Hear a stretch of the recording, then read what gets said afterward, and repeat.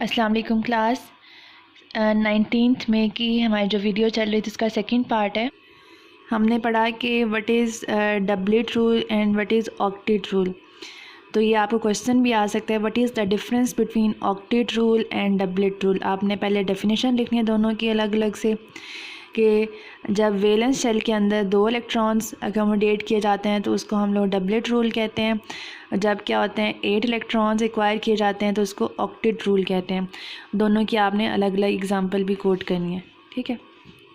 Next हमारे पास क्या है, the noble gases do have 2 और 8 electrons in their valence shell. ये जो नोबल गैसेस होती हैं, ये आपको पीरियोडिक टेबल नज़र आ रहा है, ये जो 18 जिस पे लिखा हुआ है, ये जो पूरी रो है, ये जो पूरा जो कॉलम है सॉरी नीचे तक, ये नोबल गैसेस का ग्रुप को इंडिकेट कर रहा है, ठीक है। तो नोबल गैसेस जो फर्स्ट वाली है उस हीलियम, उसके आउटर मोस्ट शेल के अंदर 2 इलेक्ट्रॉन्स होते हैं, बाकी जितनी भी नीचे जो हैं उनके अंदर 8 इलेक्ट्रॉन्स होते हैं, ठीक है।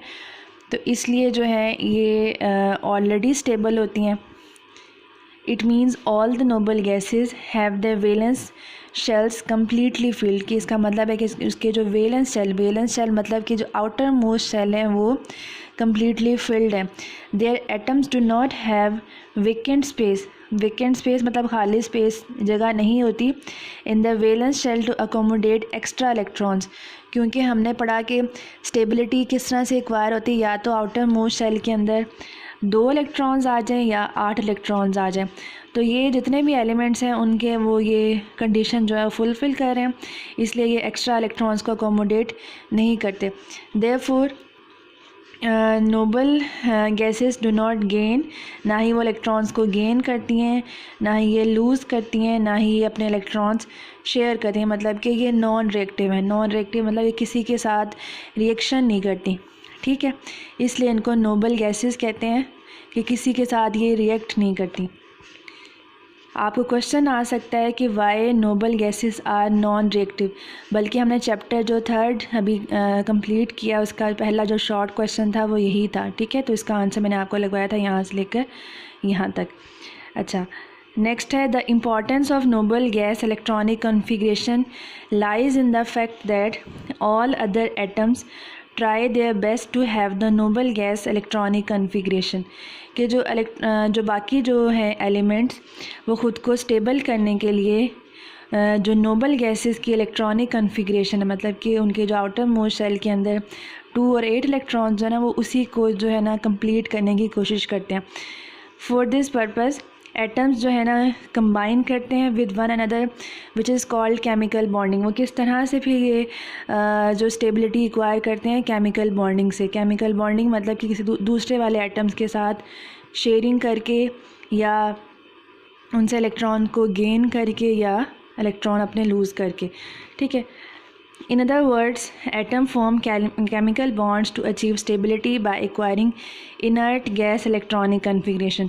Inert का मतलब होता है नॉन रिएक्टिव, मतलब जो दूसरों के साथ रिएक्शन नहीं करते। जो नोबल गैसेस हैं उनको इनर्ट गैसेस भी कहते हैं, मीन्स कि जो रिएक्शंस नहीं करती। अब है कि किस तरह से जो एटम्स हैं वो ख़ुद को स्टेबल करने के लिए रिएक्ट करते हैं। तो इसके 3 वेज़ हैं, वो हम वन बाय वन डिस्कस करते हैं। फर्स्ट जो वे है कि बाय गिविंग वैलेंस इलेक्ट्रॉन, कि अपना जो आउटर मोस्ट शेल का इलेक्ट्रॉन को लूज़ करके ऑक्टेट रूल को फॉलो करते हैं। इसमें एग्जांपल हमने पढ़ी सोडियम की।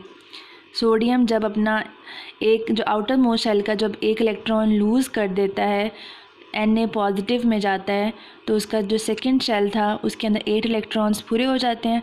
तो ये ऑक्टेट रूल को फॉलो करता है। इसने स्टेबिलिटी कैसे एक्वायर की, अपना इलेक्ट्रॉन लूज़ करके। ये जैसे मैंने आपको बताया था पहले, ये इसके इलेक्ट्रॉनिक कॉन्फ़िगरेशन इस फॉर्म में है, मतलब ये जब इसने अपना इलेक्ट्रॉन लूज़ नहीं किया, जब अपना इलेक्ट्रॉन लूज़ कर देता है Na पॉजिटिव की फॉर्म में आता है, तब इसका सेकंड शेल, इसका आउटर मोस्ट शेल होगा, उसमें 8 इलेक्ट्रॉन्स पूरे हो रहे हैं, तो ये ऑक्टेट रूल को फॉलो कर रहा है। सेकंड है कि by gaining electrons from other atoms if the valence shell has 5 और मोर इलेक्ट्रॉन्स इन इट। कि दूसरा वे क्या है कि ये दूसरों से इलेक्ट्रॉन्स गेन करते हैं। ये वो एटम्स गेन करते हैं जिनके आउटर मोस्ट शेल के अंदर 5 या उससे ज़्यादा इलेक्ट्रॉन्स होते हैं। इसमें एग्ज़ाम्पल हमने ली है Cl की, ठीक है। Cl जब इसके आउटर मोस्ट शेल के अंदर 7 इलेक्ट्रॉन्स होते हैं, ये एक इलेक्ट्रॉन गेन करता है तो Cl नेगेटिव में कन्वर्ट हो जाता है। अब इसके आउटर मोस्ट शेल के अंदर 8 इलेक्ट्रॉन, जैसे हमने यहाँ किया था 17 था, तो ये इसके आउटर मोस्ट शेल के अंदर 7 इलेक्ट्रॉन्स, जब ये एक इलेक्ट्रॉन गेन कर लेता है तो इसके 18 इलेक्ट्रॉन हो जाते हैं और आउटर मोस्ट जो शेल है उसके अंदर 8 इलेक्ट्रॉन्स पूरे हो जाते हैं। तो ये ऑक्टेट रूल को भी फॉलो करता है।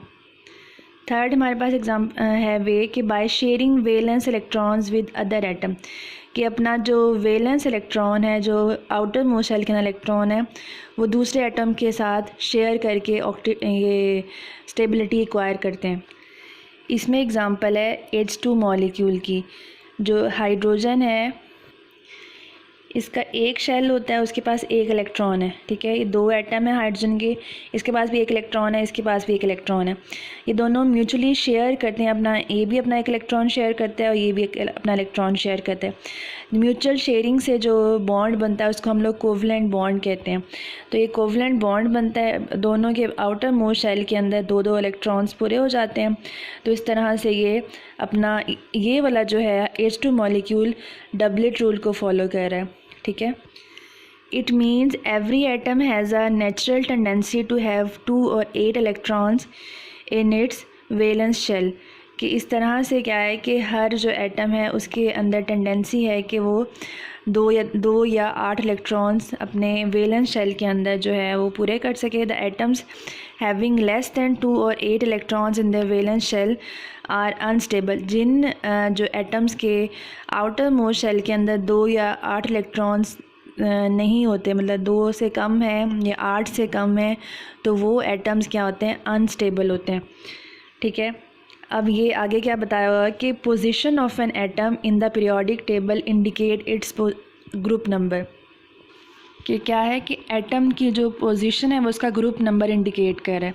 जैसे ये सोडियम, लिथियम, ये सारे क्या हैं, फर्स्ट इनकी ये इस ग्रुप में पोजीशन है, ठीक है। मतलब कि इसके आउटर मोस्ट शेल के अंदर एक इलेक्ट्रॉन था तो इसको फर्स्ट ग्रुप में रखा हुआ है। तो इसकी जो फर्स्ट ग्रुप 1A जो है वो शो कर रहा है कि इसकी जो है फर्स्ट ग्रुप के अंदर इसको अकोमोडेट किया हुआ है।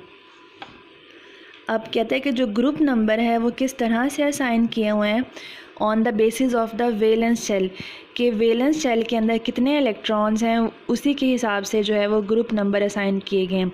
जैसे कि जो फर्स्ट ग्रुप के जितने भी एलिमेंट्स हैं उनके आउटर मोस्ट शेल के अंदर कितने इलेक्ट्रॉन्स हैं, 1, तो इसीलिए उसको 1 ग्रुप के अंदर रखा हुआ है। जो ग्रुप 17 के एलिमेंट्स हैं उन सब के आउटर मोस्ट शेल के अंदर 7 इलेक्ट्रॉन्स हैं, इसलिए उनको 17 ग्रुप के अंदर रखा हुआ है। Mode of reaction of an atom depend upon its number of the valence shell. अब क्या है कि मोड ऑफ रिएक्शन मतलब कि जो रिएक्शन करने का जो तरीका होता है या किस तरह से रिएक्शन करना है वो डिपेंड करता है कि उसके आउटर मोस्ट शेल के अंदर कितने इलेक्ट्रॉन्स हैं।